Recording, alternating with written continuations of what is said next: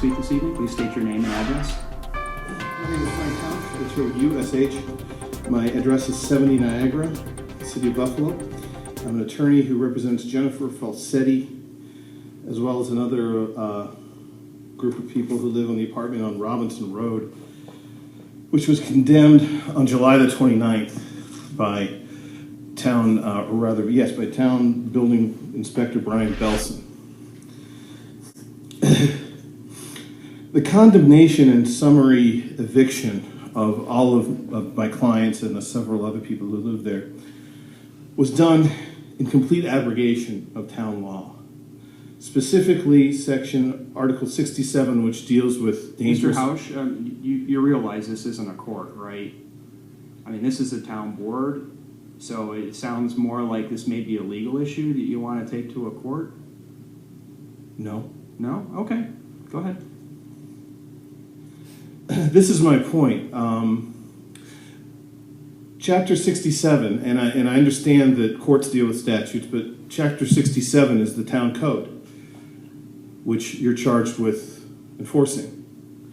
Specifically denies the building inspector the authority to summarily evict people. 67 says that if someone's going to be evicted, the town board must receive a report from the building inspector, and the town board must act on that report. That didn't happen when my clients and the people on Robinson Road were summarily evicted, 15 minutes notice put on the street. The law says under 67(6) subdivision B, there has to be a statement of the particulars in which the building is unsafe before people can be evicted. That didn't happen with my clients.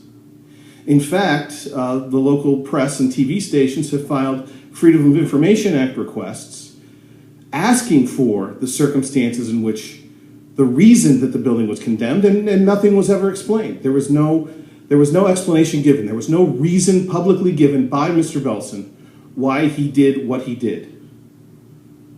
You're rolling your eyes, Councilwoman Dufour. First-hand knowledge, and I believe that your statements are incorrect, but proceed. I read the actual notice on the door, which gave no reason. 67(7) requires personal service of a copy of any notice upon any adult residing in or occupying the building. By all accounts, there was no notice given to any of my clients or any of the people who resided in that building at any time, ever. Notice of dangerous buildings or requests or reports, which were incidentally never filed, have to be filed with the county clerk. There's been no filing with the county clerk. Finally, if the board wishes to simply say, well, this is an emergency, 6711 clearly says the town board may, by resolution, authorize a building inspector to order repairs. Mr. Belson seems to be acting with absolutely no regard to the rules in this town's charter. And with all due respect, it seems like you don't care.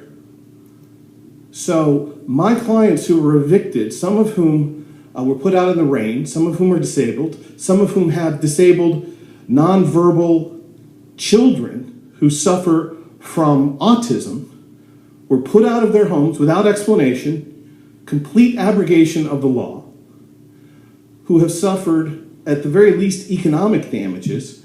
My question is, are you going to do anything for your own people, considering the fact that your building inspector violated chapter and verse of the law, to compensate them? Do you even care that this happened? Are you done?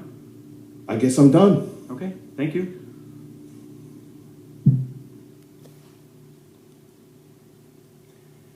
Would anyone else like to speak this evening? All right, I will call public comment closed for this evening and move on with our business agenda. Item number 1 is approval of the minutes of the town board meeting on 8/4/2014, 8/6/2014, and 8/20/2014. I have a motion by Councilman Crocker. Second.